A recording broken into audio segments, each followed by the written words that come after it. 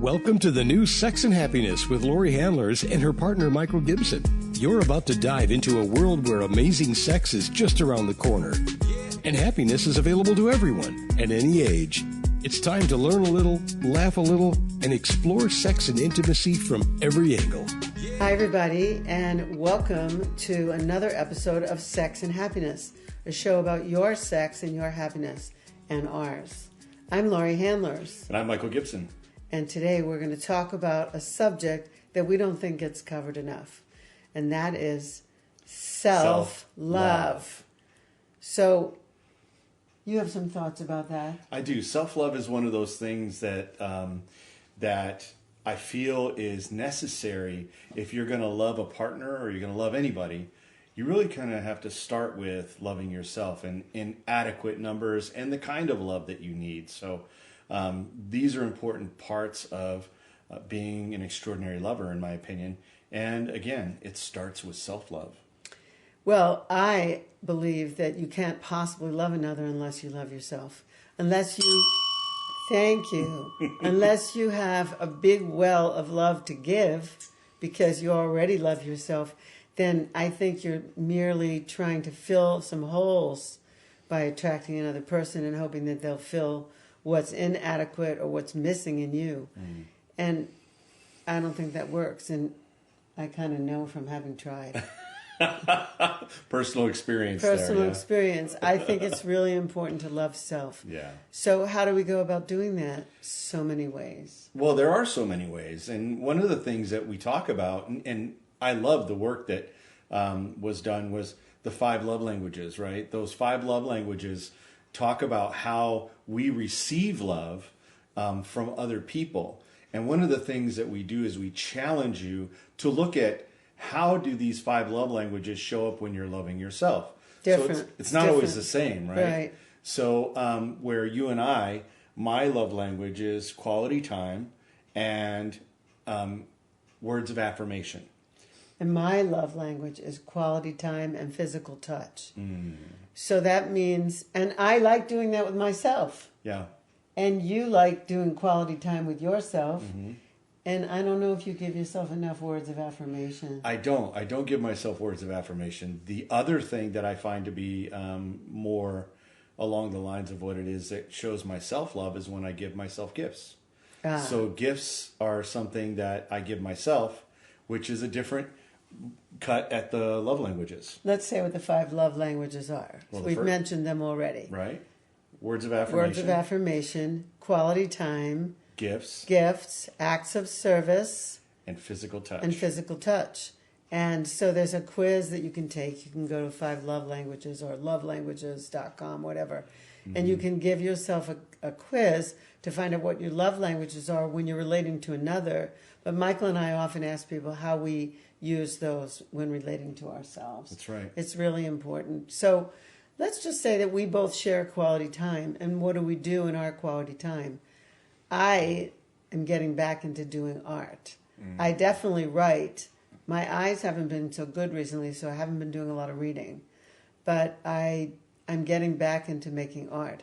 And Michael wants me to show you something that I made in the 70s. It's framed. This was my holiday greeting card in the mid-70s. I made a self-portrait, cartoon kind of drawing, and then I wrote a poem about my overflowing gratitude and my overflowing love for people. And I sent it out to about, something like 500 people. So you did this in the 70s. I did. This is really good. Well, look at my hair. I don't. My hair is sticking up now. My hair over here is like a big curly hair. Yeah. Okay. Yeah. So now Michael has taken it and he's done things with it. So here's a new rendition of the same drawing. And he's creating something from it. Well, you want to talk about it? It's kind of hard for them to see it. Oh, it is? Because it goes out of focus when you put it up so close. Oh. But this is it. And you can kind of tell. Did I do a bad job? No. Okay.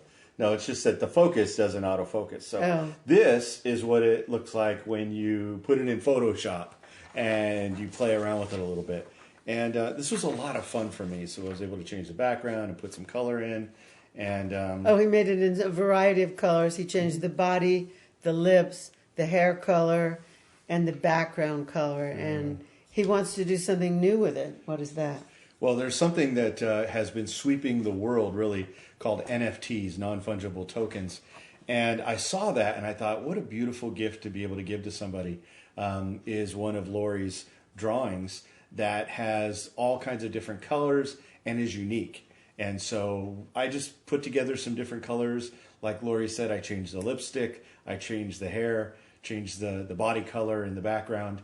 And it looks amazing. And I came up with something like 650 combinations of all those things. And So that's his artwork. so that's my artwork in support of your artwork. And we're going to put it online and offer it as an NFT.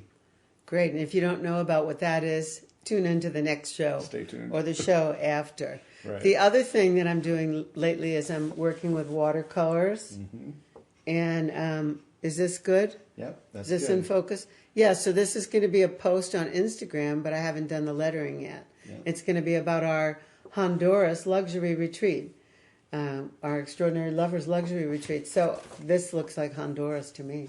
It's gorgeous, yeah. I'm excited about that. So I started drawing again. We were recently at a workshop where one of the parts of myself told another part of myself that I wasn't really doing any artwork, because when I was younger, I used to do all kinds of crafts and artwork. I used to sculpt. I used to do needlework. And I used to sew. Now I design clothes. So if you don't know that about me, I design clothes. That's another artistic. I love fashion. So that's another artistic expression of me, is to design clothes. So I design sarongs. Maybe in another show I'll show the sarongs, and we'll have them in a place where you can order them online.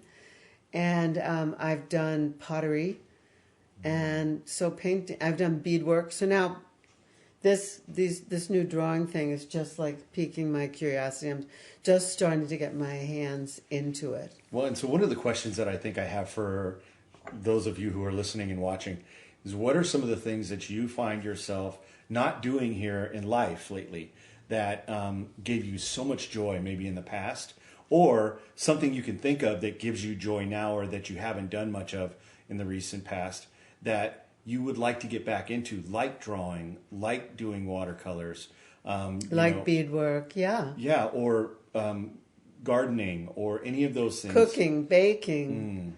Those are creative outlets an too. instrument. Yes. All of those things. That's a way to show yourself love. It does a couple of things. One thing it does is it allows you to create some mastery over something that you find as fun and as maybe a hobby. I love one of my favorite podcasters. His name is Lex Friedman, and Lex is a master guitarist, and I didn't know that until he showed a couple of his videos.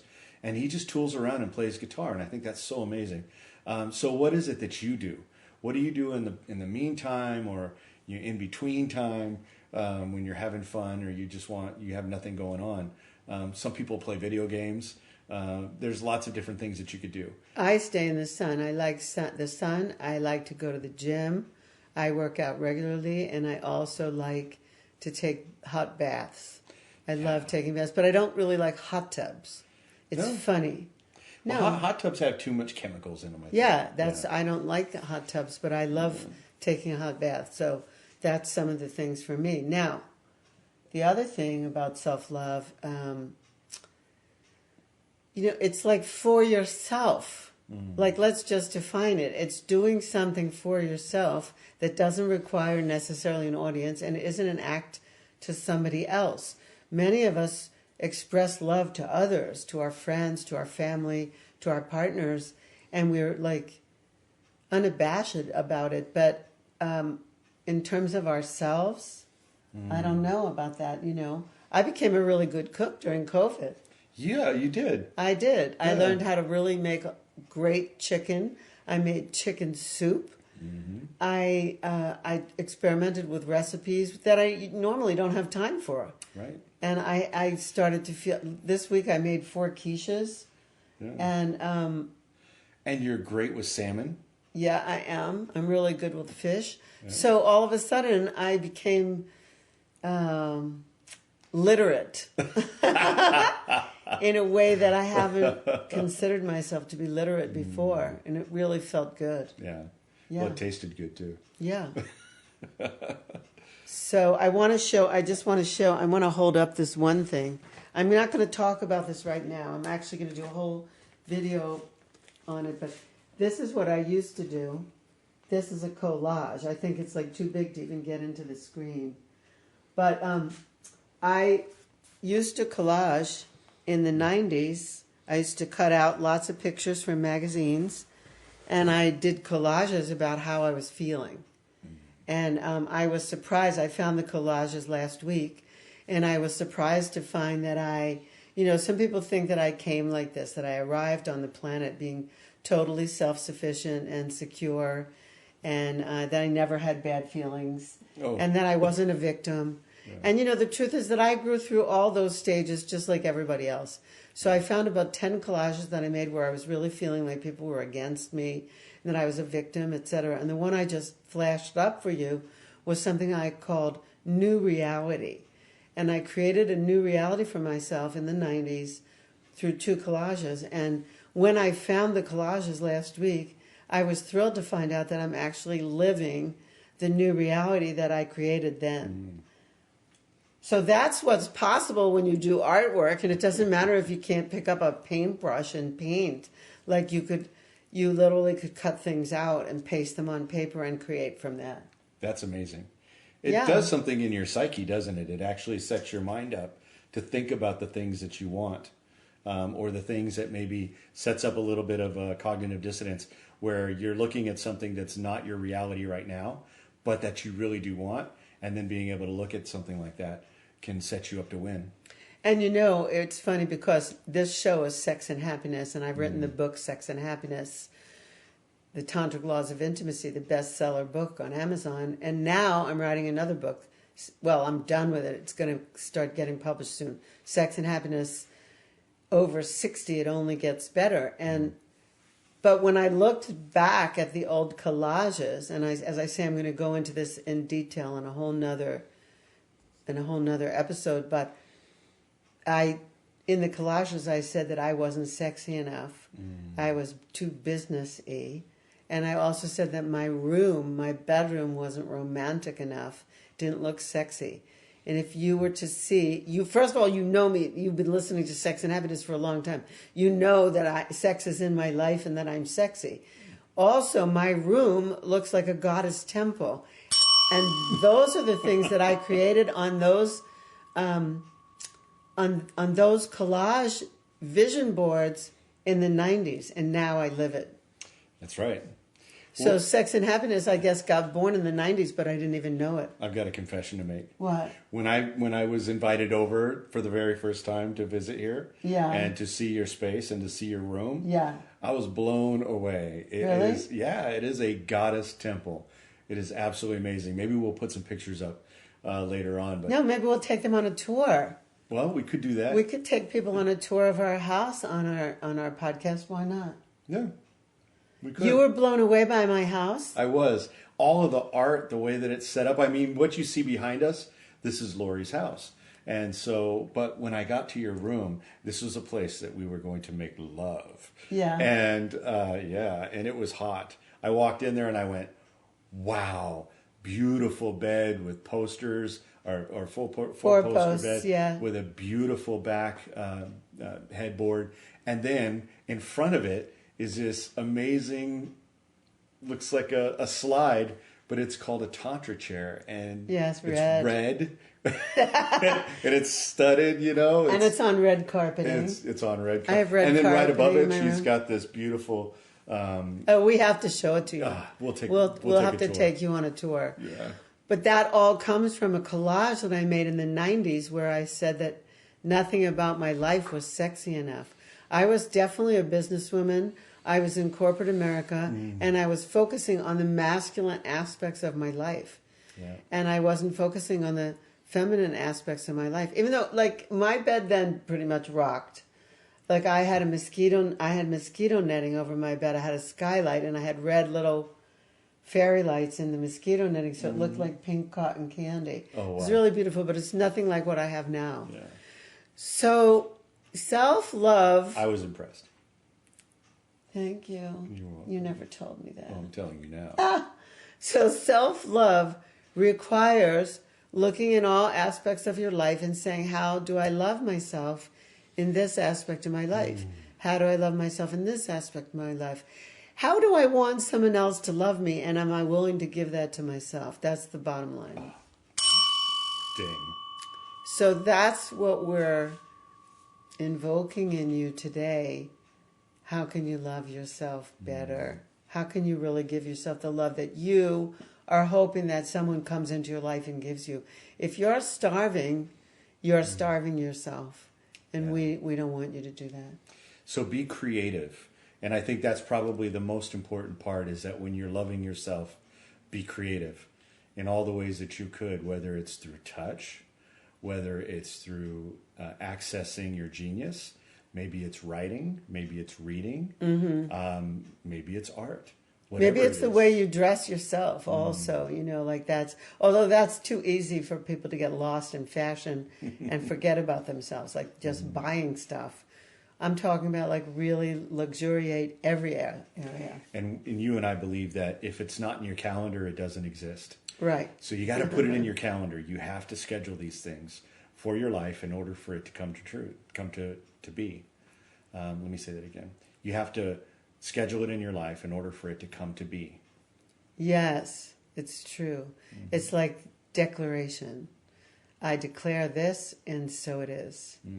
Yeah. I love it. All right, so before we leave them, what do we want to tell them about? We want to remind you about our luxury retreat in Honduras. That's coming up, yeah. March 9th to the 15th for couples and singles who don't want to make the same mistake they made before getting into another coupling. Yeah. And you can find out about that at honduras.extraordinarylovers.com. And we also wanted to tell you about our affiliation with Go Love Lubrication, which we talked about in the last show. Go Love is a lube that is made and manufactured with CBD, which makes everything feel good, really, really good. And our affiliate code for that is Sex and Happiness. Just go to golovecbd.com and put in the keyword sex and happiness. And you'll get a 10% discount. Please join us next time. I have a feeling that in our next show we're going to take you on a tour of this house. So you can see how much art I have on the walls. And you can also, don't get me started on a whole nother rant. I can't imagine living in a house with white walls. Right. I can't. Yeah. I have tons of art. And to me, that stimulates me. That makes me feel good. So anyway, maybe we'll make a tour. So tune in next time to Sex and Happiness when I will be here and Michael will be here. And we will be thrilled to see you. Bye for now. Bye-bye. It's time to feel alive again. Extraordinary Lovers Luxury Couples Retreat is designed to ignite your sexuality, communication, and ease with your partner, all while enjoying the bounties of paradise. Join world-class Tantra teachers Laurie Handlers and Michael Gibson as they share how to access new levels of ease, trust, and intimacy. Drink in the gorgeous oceans and beaches of Roatan's most luxury private resort. This small-by-design retreat will not only make you feel safe to explore with your partner, but also find true depth and connection with other couples in attendance. This retreat includes 7 days and 6 nights of accommodations, all your meals included, and full days of transformational processes and teachings, all situated on a picturesque, clothing-optional beach and forest. Book now to reserve your spot in Roatan with us.